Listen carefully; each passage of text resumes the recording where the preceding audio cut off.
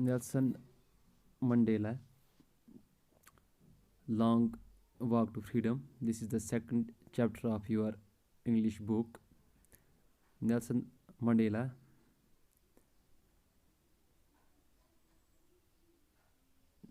was a great South African leader who became the first black president after more than 3 centuries of white rule. Mandela and his political party, the African National Congress (ANC), spent a lifetime fighting against racial oppression. Mandela spent around 30 years in prison before his fight to bring freedom in South Africa resulted in democratic elections in 1994. At these elections, the ANC succeeded, winning 252 out of 400 seats. This lesson is a detailed and vivid account in the Union Buildings amphitheatre in Pretoria. More than 140 countries sent delegates to his inauguration. Mandela recounts the injustice and misery and expresses feelings about the struggle and hardship his people faced to liberate their country from political prejudice. This lesson is an extract from Nelson Mandela's autobiography, Nelson Mandela Long Walk to Freedom Summary in English. The inauguration ceremony of the installation of South Africa's first democratic non-racial government was held on May 10, 1994 at Union Buildings Amphitheatre in Pretoria. Leaders and dignitaries from all over the world attended the ceremony, which conferred glory and hope for the newborn liberty the election promised. Mandela calls the ANC victory a common victory for justice, peace, and human dignity.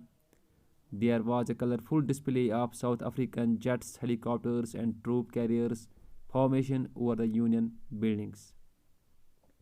This display is especially significant because which was remarkable given that for many decades the new free and fairly carried out atrocities and subjugated colored of the former apartheid government.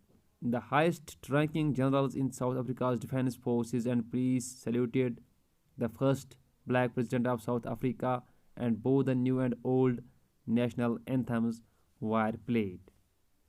Nelson Mandela recounts how in the first decade of 20th century South Africans began to erect a system of racial domination later termed apartheid to suppress any non-white skinned inhabitants of the land.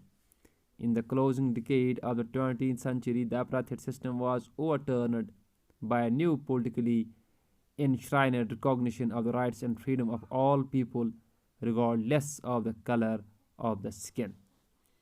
This result was the product of unimaginable sacrifice by tens of thousands of for the sake of achieving freedom from racial discrimination. Nelson Mandela says the decades of oppression and brutality under the apartheid a deep and lasting wound in his country and his people, but it also produced a number of people, black, colored, and white, who possessed extraordinary courage, wisdom, and generosity.